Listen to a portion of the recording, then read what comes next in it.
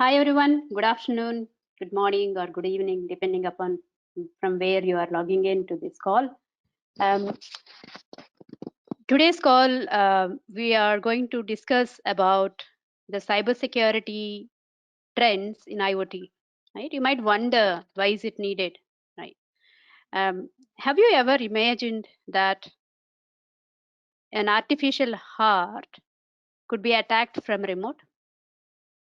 Somebody can just control your speed of your heart by pressing up down button, right? That's really scary, right? And imagine a scenario: a simple looking thermostat can hack a casino full of millions of dollars. Sounds not possible. I don't think that's something which we can actually feel or imagine, right? So these are the kind of cases which actually happen and happening and going to happen. So this is because anything which has connectivity to internet have access to the network where we are on. And imagine a scenario where your machines are left open and have vulnerabilities, then that is the path to the network and use your systems and then actually do data breaches and not only expose the data but also expose the organization to the real world. So that is the point which I'm going to stress upon. However, I'm also going to cover um, a few more points, that is um, so we are speaking about internet of things here, right? How is it trending today, how it looks in future, and and for those people who don't know IoT, just I have a couple of use cases where we are using the internet of things in medical and smart home, etc. And then we are going to see some classic examples of data breaches which happened on um, a real cases, by the way, using internet of things. And from there we'll also learn lessons on what should we do to avoid such kind of attacks in future. Yeah, that's the agenda for now. Yeah. So if you have any question, I guess there is a possibility to put the question there. I will be able to answer at the end of the webinar. Just but keep scribbling your questions as the time we keep going on to the session. So first one. So what do we think about IoT, right? So IoT is growing enormously, as you see here. So the numbers are exponentially growing. By the 2020, you might find a significant number of systems which will be on. Sorry, is there a way I can minimize this, Pritama? I'm not able to see the full screen. I'm sorry, guys.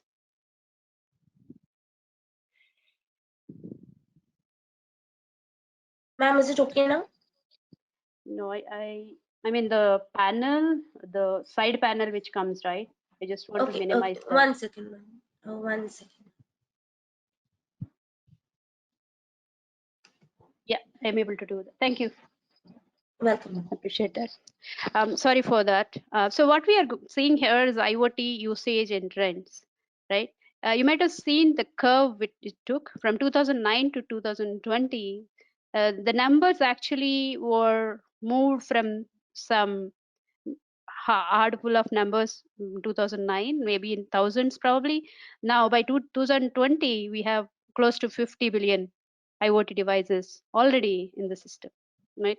So that was a prediction which was given by Gartner earlier. And then based on the IoT analytics survey, the IoT is used majorly for smart city, followed by connected industry and connected building. After that, connected cars and smart energy. Let's understand what do we mean by smart city, right? Smart city is where your houses are powered using electricity, which could be turned off and on using your internet connected meters. And your doors are actually access controlled. And then the doors means the doors to the major communities, right? Could be controlled by the electronic gateways. And at the same time, there is again a phenomena of connected lights. The lights could be switched on and switched off using the computer. I think you might have seen in several sci-fi movies, right? The lights could be controlled by hacking into the traffic grid. The traffic grid is actually on the internet. That's how they are able to do. So that's smart city about. And lot of countries are moving on to smart city. India is not left behind in that area. And next is connected industry. This is where you see the connected what we can say robotics, or you can name about the machines which you can run from the network, right? Remotely operated machines. And then also the OS, which we can say OT. It is called OT, about the industrial operating systems could be operated through internet. That is the place in which there's a lot of exponential growth happening. Third one is connected building. I just mentioned about the gates being controlled, and then and we'll speak about smart homes in a couple of slides from now. And then connected cars. This is something which you already seen. The cars could be controlled, and you can manage the control. Car can run by itself. There is a automatically what you can say automatic ignition and automatic steering control vehicles. That's available already, and that's trending. And finally, smart energy, the smart grid. The entire power to a city could be connected through the internet, and then you can manage it. So that's the smart energy. So these are the 5 areas where IoT is trending, and it's increasing. Next, okay, let's, as I said, just we now we know the trends. Let's see if the use cases of where we are using, right? So smart home. So what is that? What are the features of smart home, right? You've seen Alexa, you've seen Google Home. Those are voice assistants, right? You actually can control the music, or you can control the video running on your TV, or you can actually ask it to play some odd joke, right? So that's possible. The voice assistant can also do switch on, switch off the lights in case your switches are smart and your lights are smart, which is lighting controls could be smart, as well as your home appliances like thermostat, fridge, as well as your microwave oven, or your washing machine. All those could be controlled through voice assistant, or just through remote, and then like that I can go on and on with various features now currently available in smart home, right? So when we are speaking about the concerns on the privacy mainly, right? We are giving too much of data, right? We do not know what is being recorded, what is not being. Case recently which we heard that Siri is Siri was recording the bedroom conversation, right? Which is something we might not have even envisaged it. Who asked Siri to actually start and record, right? Or maybe that was switched on and you won't even realize. So we do not know what data is getting recorded on those machines. End of the day, those are machines, and you might have given a record button, but you might have forgotten to say don't record, right? So there is a possibility of what you can say. All your private data being recorded and being analyzed by the cloud or anywhere across. That's the first part. Second one is profiling is another one. What do you mean by profiling, right? If somebody knows when you are coming to your home, when you are entering to the premise, when you are leaving the premise, that's one thing. Second is what are your choices? What do you like? What you don't like? What do you eat? When you actually switch on the fridge, how many liters of milk you are using, or when are you using the refrigerator? So based on all your what you can say various things you do at your home, you are actually giving a lot of data of your personal self um, to be printed somewhere. You might wonder, anyway, how does it matter? Somebody knows about my profiling. How is it going to be useful? So that is up to each individual to say whether no, it's very private for me. I don't want anybody to know about my choices of what I see on the TV.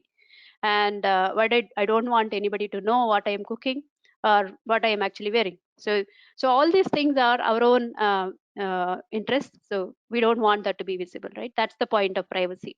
And eavesdropping dropping is possible. Earlier, there used to be a top people eavesdropping and watching from the walls, but now somebody might be knowing your whereabouts by just peeping through the network, right?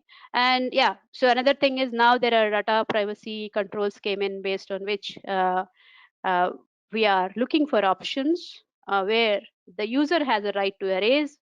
User must have approval of whether the data could be used for in certain way, and user should also have opt-in opt-out. So those are the areas users are looking for, and that's been enforced by various laws and regulations. And there is another concern, right? Security concerns. So what do you mean by security concern here, right? All the other things are privacy related. The security related one is you also enable your, for example, your doors are enabled through the electronics control, smart control, and those are vulnerable to hack, right? Through which people can access your door and then enter to your house. That's one possibility. Second is identity theft. Somebody knows your profile, they can actually portray that it is you and steal something of your own choice. You are not a disgruntled employee in our organization, but somebody can use your profile to show you as a disgruntled employee, and they might have done something damaging in your office, and you might be shown as a person done it. You know, so that's possible. That's called identity theft. And then true security could not be achieved in those scenarios where we are leaving open a lot of points like this, right? So next is about internet of medical things. So so very promising now, because imagine today we are at home. We can't go to a hospital, and we can't go outside to do medication, so we are relying on some kind of advices, right? So that's something we are in the current scenario. It's very difficult for us to figure out how do I get diagnosis, right? Wherever in advanced developed countries like US and Europe, they've already started using IoT in different areas, right? So the areas like remote diagnosis, which means let me give you an example. Like we all you all use Fitbit or any other kind of tracker, right? Which can sense your movement from here and there, and also it will give you sleep analysis. It also can give you the heartbeat reading. So you do know the smartwatches and smart trackers already, right? Just add an additional bit to it, additional panel to it, which actually can monitor your insulin control, and which can also check your uh, what we can say, stress control. So, and all those things could be possible. There are different levels of IoT systems are coming in, and even artificial heart, right? There is a artificial heart device available, which is actually connected to internet, through which the remote doctor can diagnose and see whether the speed is going at the right rate. That is possible. Yeah, that's about the applications. These are applications designed to provide what we can say, easier handling of patients and provide some kind of comfort to them, right? Like for example, when senior citizens are at home and the parents, I mean their uh, their family members are working from office, so there is nobody to take care of the senior citizens, right? So in those scenarios they are using these kind of devices so that they can actually monitor the situation, and then in case there is a exception, for example there is a different insulin level, or there is a different heart rate, based on that they can actually do immediate follow-ups, right? Saying, asking the nurse to bring the patient to the office, hospital, and meanwhile they can also actually track the location where the patient is. Accordingly they can, depending upon the time and distance, they can get the ICU ready, get the surgery ready, all those things. The predictions are possible.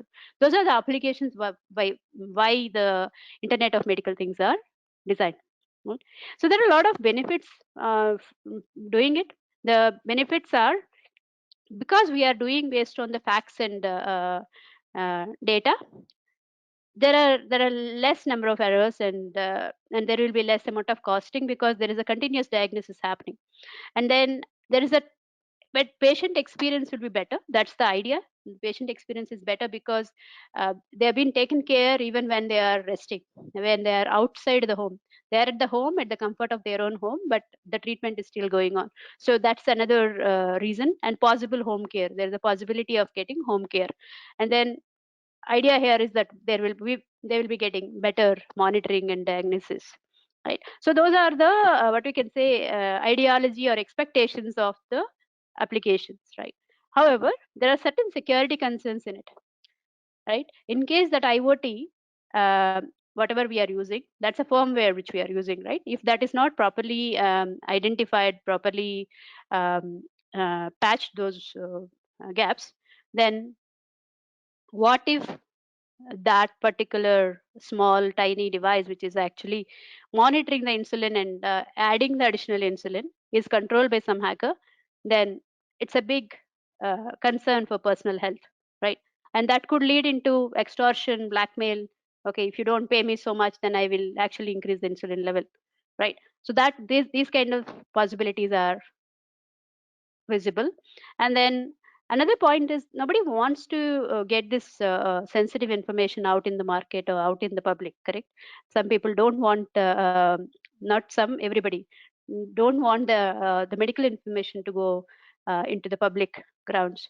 So if people want to actually expose that kind of information for a money, for a ransom, so that's quite possible. And again, we spoke about identity theft and medical data, not in the interest of patient, but to actually damage the image of the hospital. So they leak a lot of credentials of the patients to actually defame the health institutions. So those are cases which you see every day, right? So there are privacy concerns too, which we already spoke about earlier. So the health data, we don't want it to be public. That's something which is private and known to only few people. And if people know about it, then there is a possibility of social exclusion, possibility of adverse employment, and then credit decision, right? So those are the key points about IMT. Right, now let's see the cybersecurity attack trends, right? So cyber attacks on IoT devices surged by 300% in 2019, right? Those are measured in billions. I mean, so much of money has been actually been required to either mitigate the efforts or been what we can say cost to the company because of these attacks. That's the number coming from Forbes. And Gartner predicts that 25% of the identified attacks in enterprises will involve IoT by 2020. That's now. So majority of the attacks, whatever we are seeing, 1/4 of them will be for or using IoT. That's another prediction, right? So now let's see. We've seen predictions, we have seen trends. Now let's see some use cases which I mentioned about, to give you a clear idea. Okay, as of now we just said this is possible, that is possible. Let's see some of those cases which happen, right? So one of them is popular IoT attacks, which is actually on Mirai DDoS. Um, DDoS is actually denial of attack, distributed denial of service attack, which happened in US and Europe. What that means is, as I just mentioned, the IoT could be camera, IoT could be a CCTV, it could be a router, it could be your Wi-Fi device. All these devices are actually having, we can say, a simple firmware. That's it. We don't actually consider them as internet systems, right?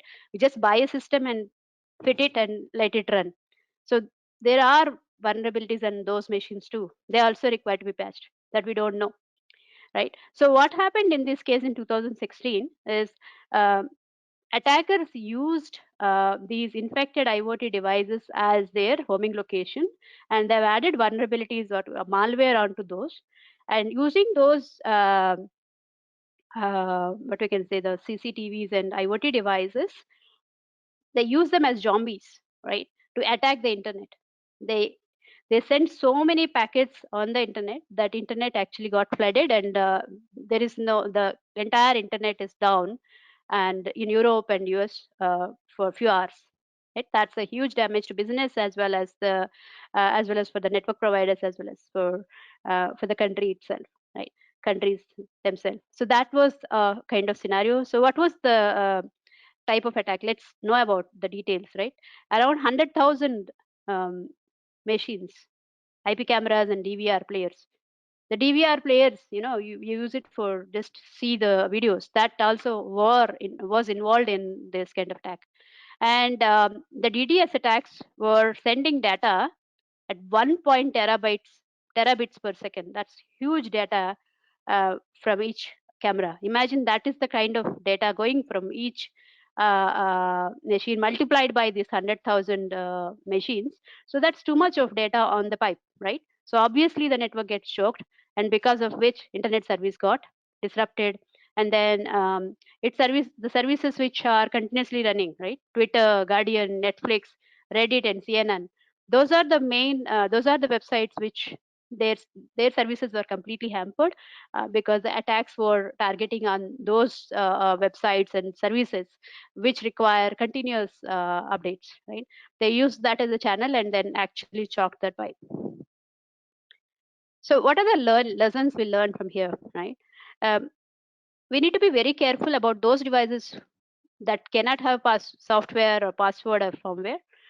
So in case there is a device we don't have a password, then we need to be aware that the firmware could be updated.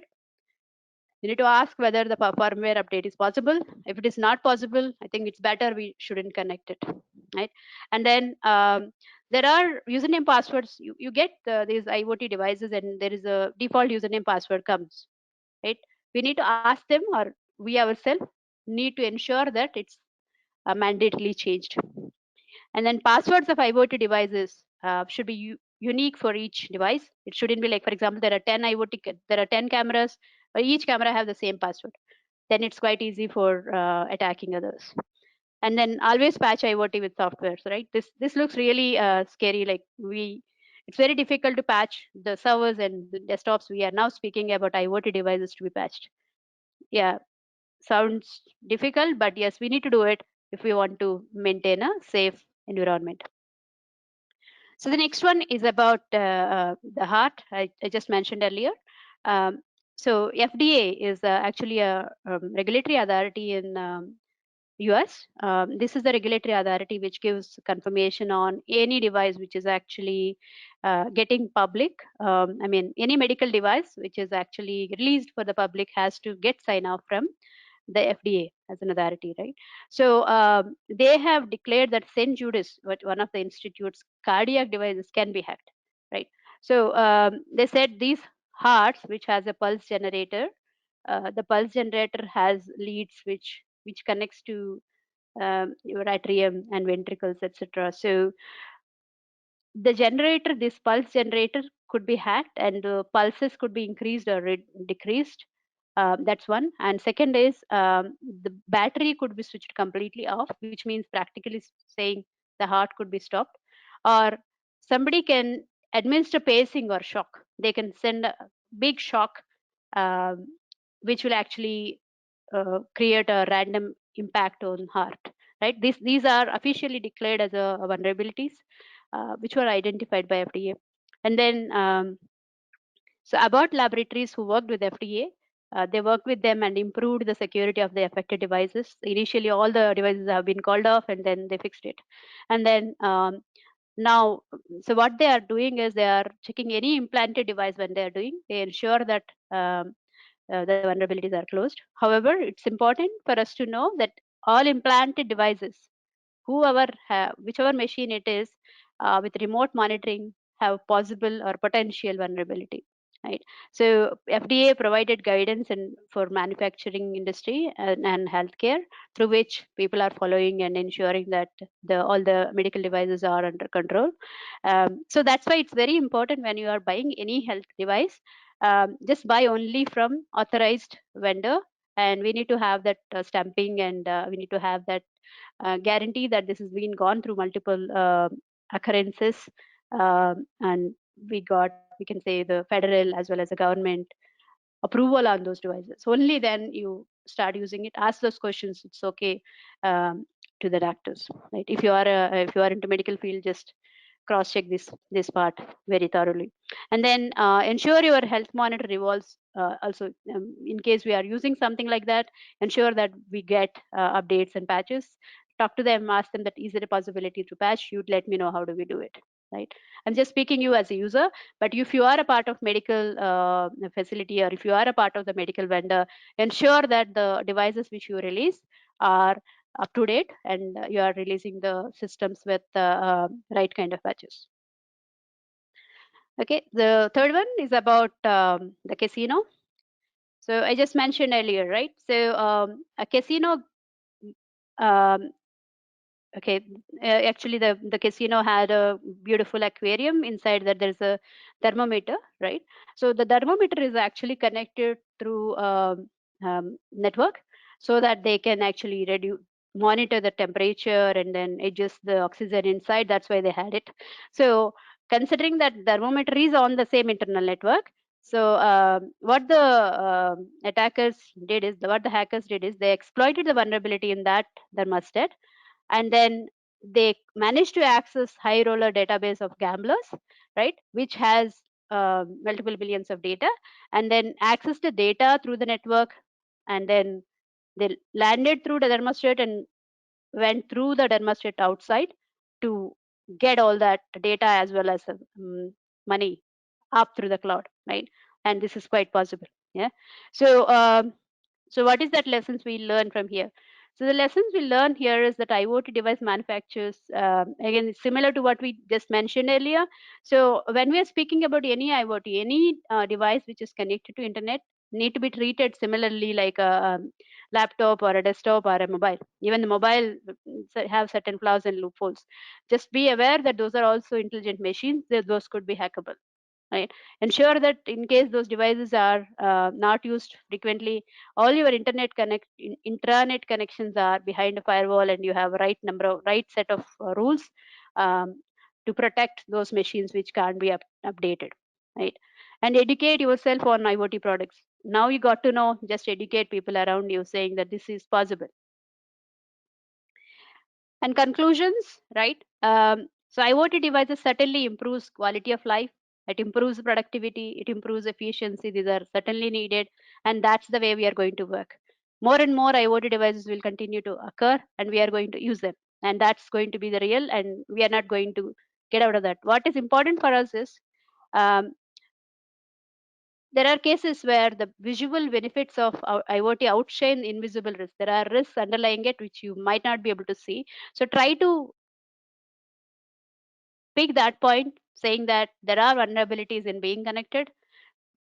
Just be aware, okay, your Alexa is on, right? You are using it only when needed. For example, you want to actually control your TV, so you switch it on when you need it, and then again switch it off, right? So only thing what is needed here is you are using it as an intelligent machine when you need it, but not when it needs you, right? uh, I mean do not forget to switch it off. That's the key thing. And then also be aware, any IoT device when you are using have certain vulnerabilities, and then we need to be aware of it and try to address it as much as possible. And then be aware of usage of data, as I mentioned. Beware of privacy implication. So you're a person that you don't want any of your information to be leaked outside, then you need to be careful on, okay, what is the information actually you're putting public, what is the information you are not releasing to the public, right? When I'm seeing releasing to the public, when you are actually connecting to the internet, and then you are trying to share information about your access to the door, all those things, unless it is an internal network, it is not accessible to internet. So you need to be aware about that. So I'll give you a classic case here. um, there was a boy, we can say age of 2 years. So he was at home, and then with under supervision of a nanny. So parents wanted additional guidance, and they said, okay, let us put a CCTV to monitor the baby, right? So after 3 months, they started observing the baby started speaking in German, right? But whereas the parents are from French, they don't know how the kid learned German, and even the nanny doesn't know. So one day, somehow they managed to ask the boy and asked him, "How did you learn this?" He says he started showing the camera. So somebody on the internet, through the camera, was talking to the person and teaching him, right? So yeah, so I leave it to you whether this is scary to you, whether it is good for you. I'm not sure. Just I want to leave it to this point that when we are opening something to the internet, just be aware that um, the privacy could be implored, right? So in similar scenarios, what you would have done is you would have left the control limited to only for one machine. I mean, the CCTV is accessible only from particular machine from you or from your mobile or something like that. So beware of the privacy implications and security concerns. And finally, connect the device only when you need it. And second one is ensure that they are updated and you have the right machines, right? You have the right IoT devices which are actually federally governed, and then that's when you are using them. Yeah. So that's all. That's what I have, and I'm happy to take any questions you have.